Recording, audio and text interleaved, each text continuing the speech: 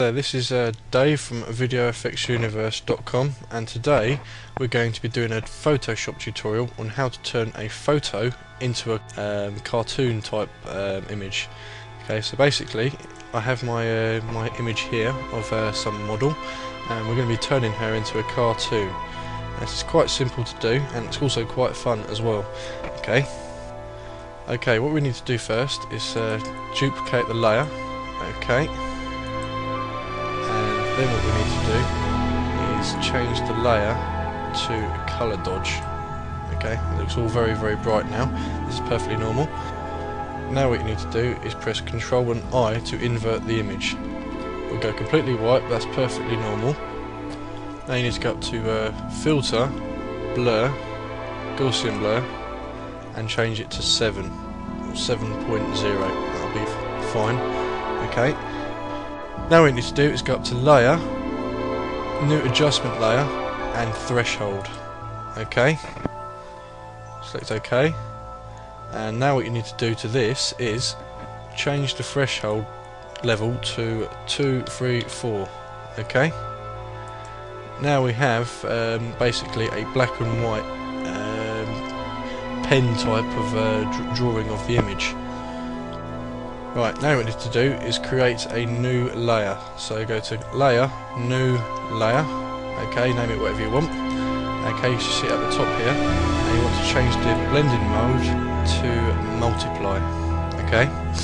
Now what you need to do is select your brush, and you want to basically paint over it now. So find a colour that looks close to the skin colour and paint on the picture itself.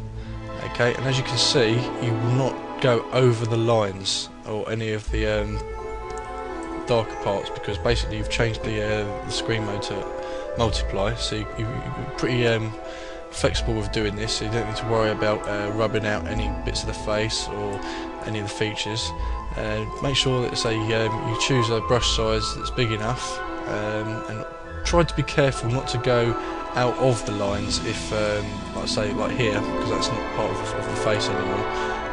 Try to avoid the eyes, avoid the lips and the teeth, and basically just cover up the face as best as possible.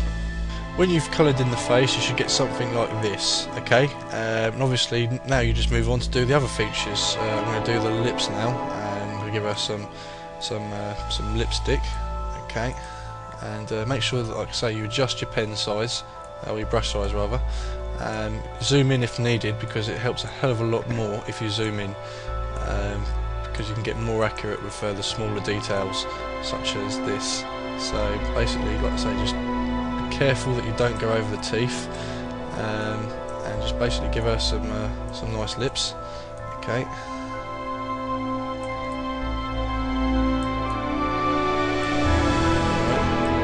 Same for the top.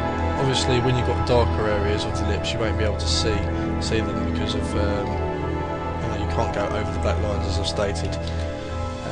But you can still try and have a go, just to give it a very faint outline of a lip. Okay, and do the same for the eyes. Change the eyes. I'll give her some blue eyes. Okay, find a nice colour and just basically colour in the eyes. Okay. Right. I'll do the hair. She's got kind of a blonde hair, so the only way to really sort of get a blondie sort of colour is, I don't know, in cartoons it's quite difficult. Most people use a kind of yellowy colour, so for blonde we'll try and use a kind of yellow colour and see what we come back with. So if I just zoom out, and I'll do the hair. Put the pen size, brush size up quite a bit, because there's quite a lot of hair.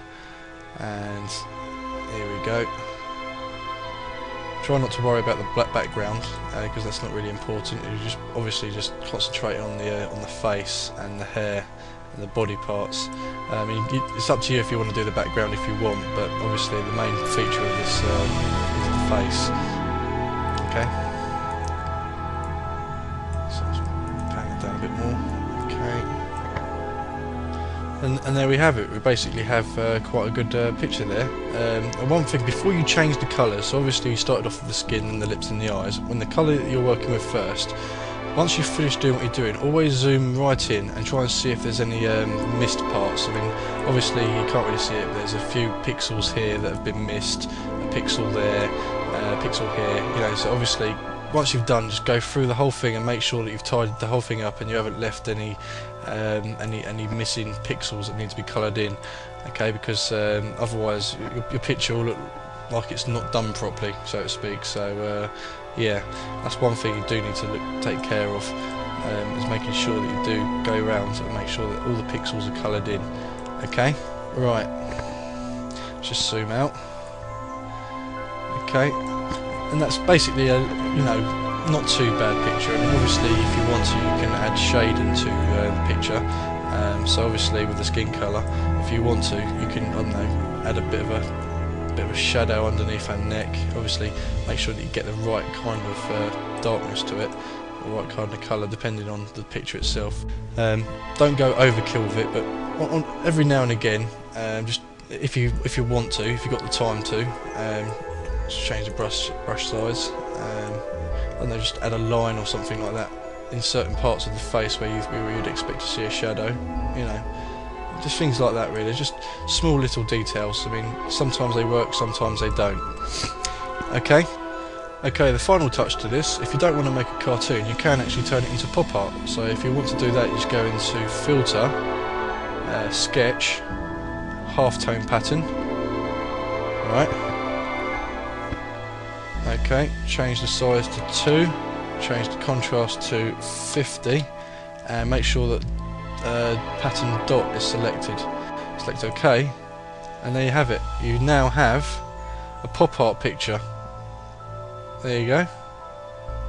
See, so it's all good fun really, isn't it? So you don't need to just make a cartoon, you can turn it into a pop art image as well.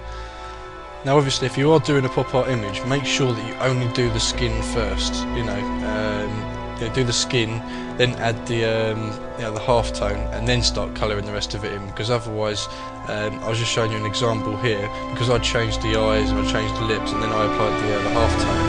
As you can see, it changes everything to the default colour. So obviously if you're doing pop art, make sure that you do the face skin colour first, then apply the half tone.